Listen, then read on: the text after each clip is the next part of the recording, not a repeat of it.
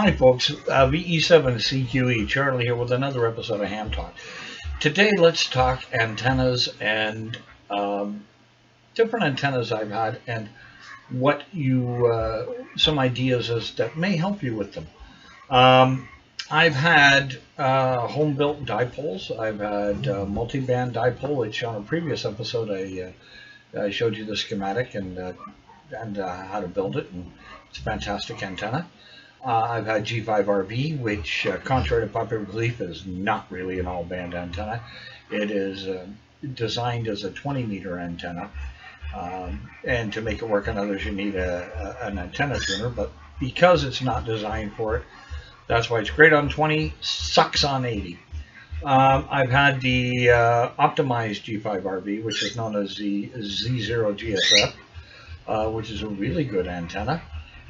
40 feet, 450 ohm ladder line, 92 feet element. Again, can be inverted via horizontal. Works great on all bands, but again, you do need a tuner, and you need a minimum of 70 feet of coax for that thing. I've also run the G0 GSF, which is a curtain type antenna, which is a modification of the optimized G5RB. I've run single band dipoles. I've run multi-band dipoles. I've had the Cushcraft R8, really good vertical. I've had the Hustler 5 BTV, another really good vertical. And Diamond, right now, I have the Diamond W8010 multi-band tracked dipole antenna. What I'm trying to tell you is that all of these antennas have different characteristics. But in the end result, what you're really looking for is performance. Doesn't matter which brand you have. As I said before, I don't hold a loyalty to any one brand or maker. What I really look for is performance. Now, what type of antenna should you use? Well, that depends on your budget and depends on what you want out of it. The multi-band dipole, really cheap to build, works like gangbusters, and if that's what you have within your budget, great, go with it. The thing with dipoles, though, is they have to be at least a half wavelength off the ground for them to get any real DX capability or work.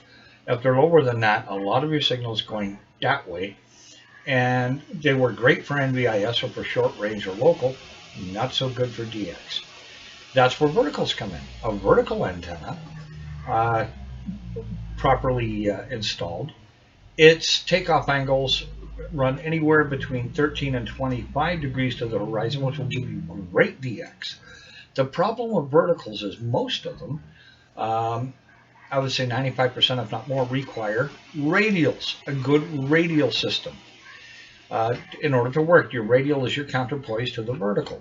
Because your vertical is essentially a quarter wave antenna. Now, there are multi-band verticals, such as the Hustler 5 BTV, which I have out in the yard, and they require radials. Without radials, you're not really doing too well. And there are antennas that say, okay, no radials needed. And they might not be needed, but you're not going to get really good performance until and unless you have a radial system. Now, is there an advantage to raising a vertical antenna up in the air as opposed to ground mounting it? Not really. If you do some modeling with EasyNet or MMANA, you'll find that raising the antenna up really doesn't give you much of a difference than having a ground mounted. And a ground mounted vertical with your radios laid on the ground or buried under it will perform beautifully. How many radios should you have? Excuse me. You should have at least 2 radials per band. The more, the better. Do radials have to be cut to a resonant length? If they're on the ground or under the ground, contrary to popular belief and contrary to what you may have been told, no, they do not.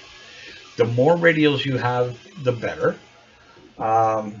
More radials that are at random length work far better than less radials cut to resonance. It's Just that simple. Because what you're doing is you're expanding the ground plane and making it work, creating a better counterpoise, and that gives you far better performance. Is there a maximum number of radials you can have? There comes a point when you have what's called diminishing returns. 12 radials is good, 24 is better, 36 is fantastic, 64 is even better. Once you get over that, you're getting to diminishing returns where it's really not worth the headache to go more radials than that. Now, myself, right now I have a Diamond W8010 multi-band trap dipole up at 60 feet, and I have the Hustler 5 BTV. If possible, and if you can, do both. Get a vertical and a horizontal, vertical and a dipole or inverted V. The reason for this being that if you want to talk in close, your dipole will work beautifully for that. And if you're at the right height, it will work great for DX2. But if you can't get that height, then try to get both a vertical and a horizontal, because the vertical will give you your DX, the horizontal will give you your local. What brand should you use? Personal preference. If you can build it, do it. 95% of the antennas I've had, I've built, and I still have home-built antennas. Now, here's one thing that I did recently. Two gentlemen just left that just picked up 2 free antennas from me. A optimized G5RV and a multi-band dipole that I built. And I'm going to be doing this every 3 months. I'm going to be giving away one of my home-built